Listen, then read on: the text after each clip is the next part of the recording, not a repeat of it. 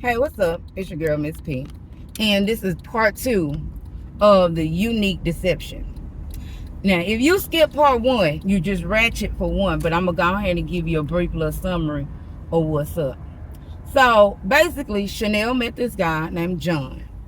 And John, everything that she liked, a month after them starting to talk or whatever, the conversation switches to dirty slut this, or you my nasty bitch, this, that, and the other. So it's like, oh my God.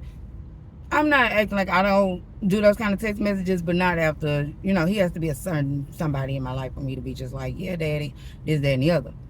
So he does, that conversation switches, they get real, real close.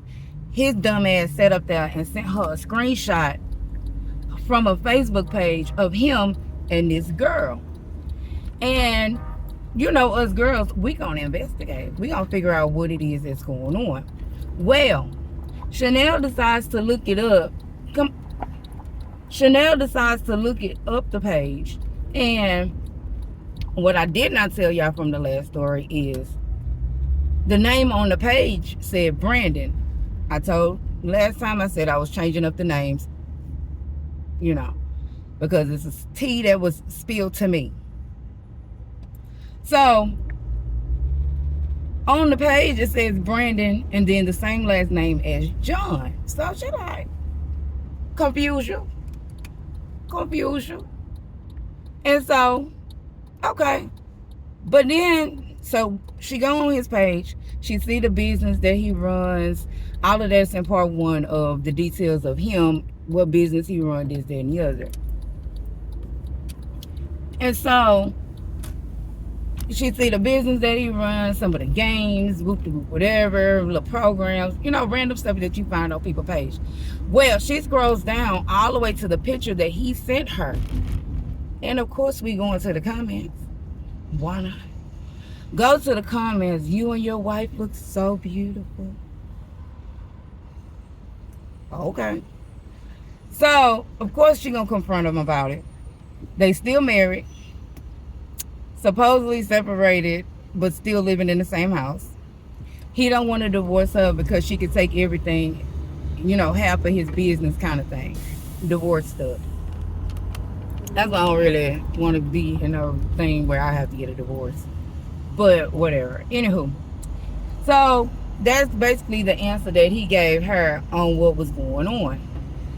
And she like, so she tried to stop talking to her for a little bit, but then it didn't really work out. She missed the whole dirty talk, all that other stuff, because like I said, after 1 month of them talking, the conversation switched to the dad, nasty stuff, whatever. Well, things get a little bit more interesting. He said he was gonna come visit her and never did. He didn't call, he didn't, like the whole 24 hours, nothing. No word, not even the dirty slut stuff, just nothing. Feelings hurt, upset, of course. Then he reaches back out and was like, he really didn't even give an explanation as to why he didn't show up. He just started back talking like nothing happened. And of course, she like, the fuck? Again, tried to stop talking to him, but it did not pan out. She went back to talking. So then, after that, after the plans blew to shit, they got back to talking once more and again. Everything went back to the, you my dirty slut, wear this, nail polish that. He would even tell her what nail polish to wear. I said that the last time. But yeah, that kind of thing. Only wear dresses, this, that, and the other. Because the exchange, for those of you who skipped to part 2, the exchange was he was going to pay some major bills and through his business and write it off on his little taxes or whatever, I guess, as charitable. Not my ministry, not my business. I don't do that shit. It is what it is. However, the friend ended up being in the story too. I'll tell you about that. So they get all cozied up and he say he's getting ready to pay her insurance for the year. Y'all know that's a big thing to pay your insurance for a year, especially in our community. That's all I'm gonna say. It is what it is. So, okay, not a problem. Then it never happens. He never pays it. Never talks about it again. Never bring it up. Nothing. Nothing. Okay. Some time has passed. Then he was like, you got a friend? You know, because I got a friend that can do the same thing for her. You know, pay her bill, whatever. So her friend, Monica, girl, names, changing them. Monica decides to give it a try.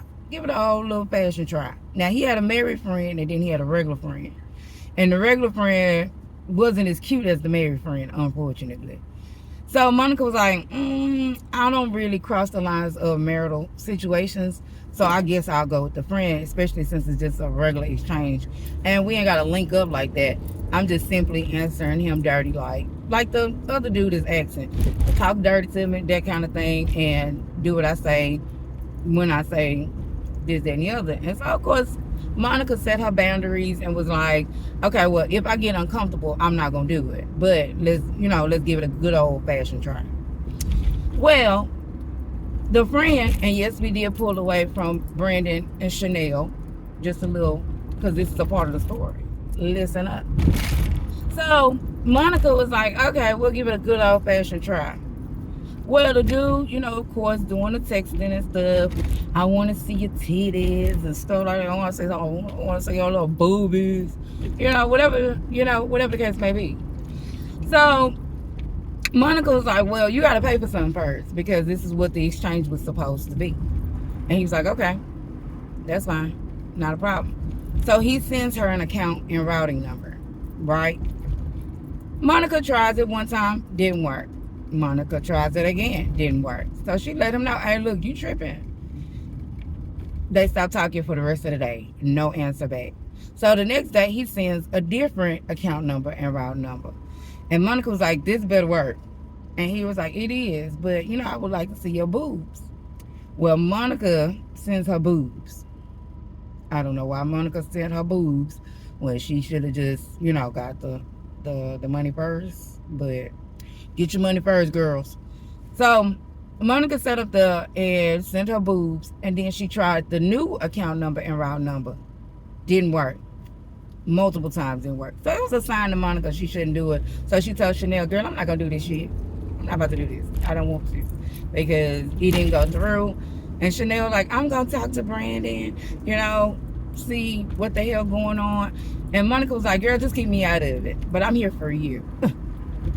Well, another week has passed, and I'm going to keep saying some time because I'm not really calculating it because, again, this tea has been brought to me a couple of months ago as well as it's tea that was brought to me, so I really don't care about the time frame. Well, Chanel, of course, she talked to, Brandon about it. He ain't really got no answers because that's his friend. So he ain't really trying to just put him out there like that, whatever the case may be. Well, it comes time for Brandon to pay for some shit. Brandon decides he's going to pay for Chanel's car note, right? And Chanel was like, okay, I don't mind the month-to-month payments for, my insurance. We don't even have to talk about that no more. Just pay, the car. Well, he said all she had was about, I think, like $6,000 or something left. I don't remember the numbers, but it was almost paid off, basically. And so he said he would do $5,000. $2,500 one day, $2,500 another day. So, okay, bet. He sends the account number and routing number. Not a problem. Now, she pays her car note through her bank. So, she does the account number and route number. It goes through, and her account is down to like $1,000 and some dollars that she has remaining on her car note. And so she's like, okay, bet. Mine went through. She was happy for a few days. And yeah, I said it. She was happy for a few days. Man, one day after all of, doting and bragging and boasting and just over enthused because it's like, yeah, that's a bill that she ain't got to worry about. She ain't got to pay. She ain't got to deal with, you know. She's like, man, he paid it. He paid it. He paid it. My car note is down. Whoop, whoop. This car about to be mine. Just happy. Just very happy. What she should have been, because it went through. However, a few days after that, she called her girlfriend Monica. She called Monica, and Monica is like in her own little world, trying to figure out, excuse me, I'm trying to get comfortable because I'll be here for a second. So she calls Monica and was like, girl, bitch. And when girls say bitch, we got some shit to say, spill some tea, lay the land of the world, whatever the case may be. Well, she tells Monica that, bitch, tell me why the payment was reversed. Both payments was reversed. And she got a $60 return fee on her account. Oh, hell no. The hell? If you couldn't pay a bill, don't say you can pay something. And I know some people are like, why you didn't cash app it, whatever. Honestly, he would have zeroed it into my account and then I would have paid it. I wouldn't have done no account and route number. No. But again, because he's trying to have that on the statement, now that I'm thinking about it out loud, he needs to show where the payment went to, and I guess a card note can be written off. I don't know. It's not my ministry. But Chanel was very upset, as in she shut down for a couple of days, snapping, pissed off. Monica was like, oh, hell no, you ain't about to talk to me no any kind of way because you mad over somebody who lied to you. And it was like, So Chanel was like, I don't know what to do. Do I need to, he's still reaching out to me like, ain't shit wrong. And I told him about it, whatever. And he owed me $60. Even if he don't want to pay my car note, he owed me $60 because of that return fee that's on my account. I'm like, good luck with that, because obviously homeboy ain't got no money. That's what I'm thinking. Like, homeboy ain't got no money. Because me and Monica on the same page. Homeboy ain't got no money. But, like I said before, he does not fully own the funeral home on his own. Girl. So, I'm like, Monica, what's she gonna do? Like, for real. She gonna still talk to this man? She's still talking to the man. She is still talking to the man. But what's crazy is, even if you gave the grace to still talk to him or whatever the case may be, when she found out how the payment was returned, baby, no. I would have been stopped talking to him. So she finds out that the payment was returned, as in canceled, as in stopped, because his daddy stopped the payment. It's not his account. Honey, it is not his account. And it's like, well, how was you going to pay for this, that, and the other? Because the car note wasn't the only thing that he said he was going to pay for. So, exactly, yeah. The math was not met, basically. And he could not pay for what he said he could pay for. However, Chanel is still talking to her to this day. Because I spoke to Monica. And Monica was like, girl, she's still talking to him. And I'm like, so to break it on down, because I think this is going to be a saga. So I'm calling y'all up. This part 2 has caught y'all up to current time. Okay? Make sure you go look at part 1. But this has brought you up to current time. So to bring it all full circle before we add more to this saga, because I don't think it's going to end as of yet, because he's supposed to be coming this weekend. This is real time now. He's supposed to be coming this weekend. We shall see. So to bring it up, Chanel and John originally met online. Beautiful conversation. Then the conversation switched to dirty slut, this, that, and the other. Do what I say, wear what I want you to wear, take pictures when I tell you to take pictures, answer me now.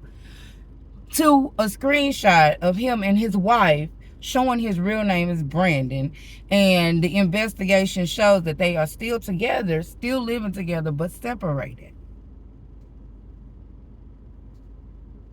Chanel is still talking to Brandon. Insurance did not get paid. Car note did not get paid, and she has a $60 fee on her account. Probably paid already, but still. Who wants to just unadd $60 because you lied? Still have not collected the $60 from him. And he does not own the business. His daddy do. And his daddy stopped all the fuckery and the payments. And she's still talking to him to this day. Baby, no. Couldn't be me. Now, I've been in some phases in my life where I let some shit slide. I have. But this to back sliding, I have, now that part I have not done. Except for one time. And that was my mentally abusive relationship for like 8 years. And then some other things with that, but that's the only thing I'm willing to say right now. But, yeah. Could not be me, regardless of my circumstance. And I know what I look like. I'd be damned if you play in my face. So, that is part 2 of the unique deception, because it is still going on, and I will be continuing to sip the tea and pouring it into your cup, okay? As hot as it can be. And I still have my story. It's still playing on. Like, I don't know what's happening. It might be because it's winter coming up. Winter is coming. And you know how the guys be, where they want to be cupped up, but not really. That's just giving you a little inkling of what my story is about. Anywho, I hope everyone have a wonderful day. Be kind. Because somebody being manipulated. Be considerate. Please be considerate. My goodness. But be you. Because, honey, that's all you can do. Bye.